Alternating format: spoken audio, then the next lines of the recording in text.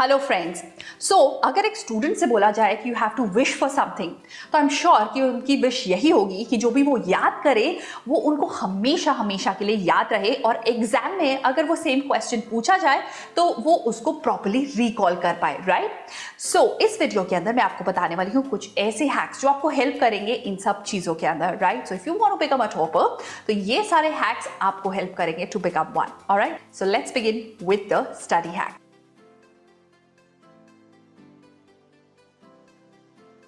Hack number one is clenching your fist. Okay, according to a US psychologist, अगर हम अपने right hand की fist को clench करते हैं for 90 second before you start studying, then आपकी मेमोरी पावर बेटर होती है और आप अच्छे से पढ़ाई कर पाते हैं. ऑन द अदर हैंड, अगर आप अपने लेफ्ट हैंड की फिस्ट को क्लेंच करते हैं फॉर 90 सेकेंड एग्जैक्टली, तो आपकी रिकॉलिंग पावर बेटर होती है. मतलब कि जो आपने याद किया है उसे आप अच्छे से रिकॉल कर पाते हैं. So next time whenever you sit to study, आप इस ट्रिक को अप्लाई करके देख सकते हैं. The logic behind this is simple कि हमारा जो राइट हैंड है वो कनेक्टेड होता है हमारे लेफ्ट ब्रेन से, और हमारा जो लेफ्ट हैंड है वो कनेक्टेड होता है हमारे राइट ब्रेन से. Alright, so now let's move on to the next hack and that is stick method. इस मेथड के अंदर अगर आप कोई नया टेक्स्ट पढ़ रहे हैं तो उसको कैसे आपको प्रोसेस करना है अपने ब्रेन के अंदर, वो मैं आपको बताने वाली हूँ. What does this stick stands for? S stands for spacing. तो according to a research on two group of students, पहला वॉज ग्रुप ए जिसके अंदर स्टूडेंट्स को एक टेक्स्ट दिया गया याद करने के लिए और उसके लिए उन्हें दिए गए 8 hours at a stretch. On the other hand group B के अंदर जो स्टूडेंट्स थे उनको 4 आवर्स दिए गए एक दिन, एंड आफ्टर 2 days उनको अगेन 4 आवर्स दिए गए उस टेक्स्ट को याद करने के लिए, एंड उसके बाद उनका टेस्ट लिया गया, एंड जो रिजल्ट आए वो सरप्राइजिंग थे. The results were कि Group B were able to perform 83% better than Group A. You know why? क्योंकि उन्होंने एक ही गो में सारी इंफॉर्मेशन को कंज्यूम नहीं किया था, उन्होंने अपनी पढ़ाई को स्पेसिंग करके किया था. सो नेक्स्ट टाइम जब भी एग्जाम्स आने वाले हो उससे पहले लास्ट डे ना पढ़ाई करके आप अपनी पढ़ाई को प्रॉपर्ली स्पेस आउट करें, make a time table and then study it.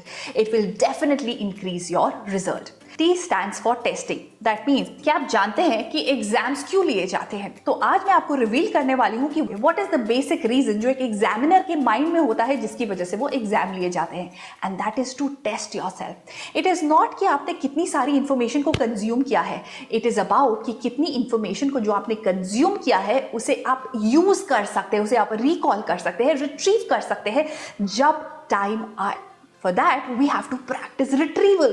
Retrieval का मतलब है जो हमने पढ़ा है क्या हम उसे बाहर निकाल सकते हैं अपने माइंड से. तो उसके लिए एक बेस्ट टेक्निक है and that is testing yourself. तो हर रोज अगर आप हाफ एन आवर भी पढ़ाई करें तो जो आपने पढ़ाई करी है उसको टेस्ट करके जरूर देखिए. Now number 3 is interleaving. Interleaving एक ऐसी लर्निंग टेक्निक है जिस अकॉर्डिंग टू विच हमारा माइंड बेटर परफॉर्म करता है जब हम डिफरेंट चीज़ों को कंबाइन करते हैं. ऑलराइट, तो ऐसा करने से हमारी लर्निंग एक्सेलरेट हो जाती है.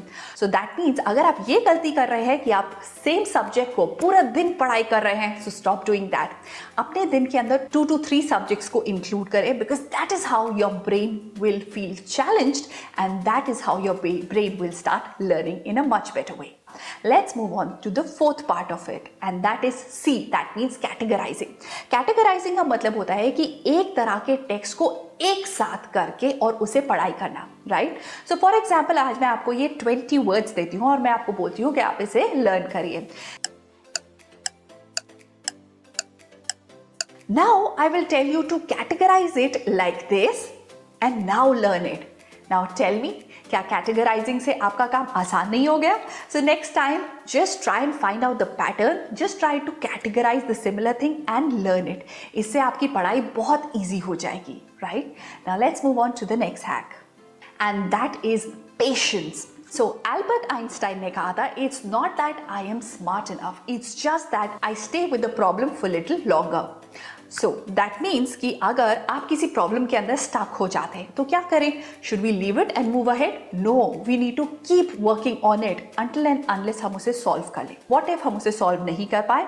For that I've got an interesting solution for all of you and that is this app called Philo. So, if you're struggling with difficulty in maths and science or any other subject, now there is a simple and a fun way of learning and getting connected to a live tutor within 60 seconds. You know how? It is just by using Philo app. Let's go through the process. It is so simple. Let me show you. Number 1, either you type your question or take a photo of the topic or the question you need to understand and upload the question. Number 2, after submitting the question, you will be connected to the live tutor within 60 seconds. Number 3, connect and clear all your concept over a live call, that too 24/7. Not only this, if you want to prepare a bit more, you can also take a mock test available on the app. See how easy was it to learn a new concept. So have any doubt? Ask below. I have given the link of the app in the description. You can download the app and get good marks in exams. All the best. Now let's move on to the next hack, that is week versus peak. So क्या आप भी पढ़ाई के लिए 4 hours allocate करते हैं every day? Right?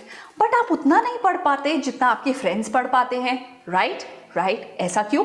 ऐसा इसलिए क्योंकि हम टाइम को देख के पढ़ाई करते हैं rather than हमारे एनर्जी लेवल्स को देखकर पढ़ाई करना. It is so very important कि हम अपने अटेंशन स्पैन और अपने एनर्जी लेवल को देखकर पढ़ाई करें. नाउ हमारा जो पूरा दिन होता है, for every student I am talking, is divided into 3 parts. Number 1 is the peak hours, number 2 is the recovery hours and number 3 is the trough hours. So peak hours वो होते हैं जिसके अंदर आपका अटेंशन स्पैन, जिसके अंदर आपका concentration level और आपका फोकस लेवल सबसे ज्यादा अच्छा होता है. For every student it could be different. Okay, कुछ स्टूडेंट के लिए ये रात को होगा, कुछ स्टूडेंट्स के लिए दोपहर को होगा और कुछ स्टूडेंट्स के लिए अर्ली मॉर्निंग होगा.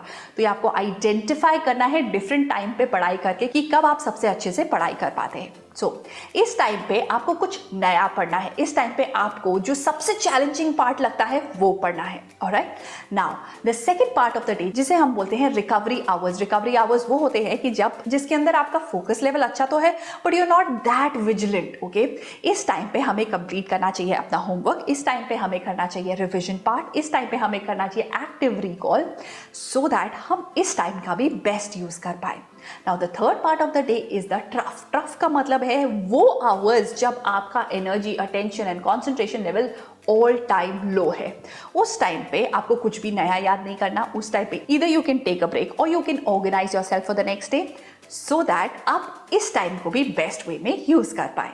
Right? Now, let's move on to the next hack and that is allocating the time for social media.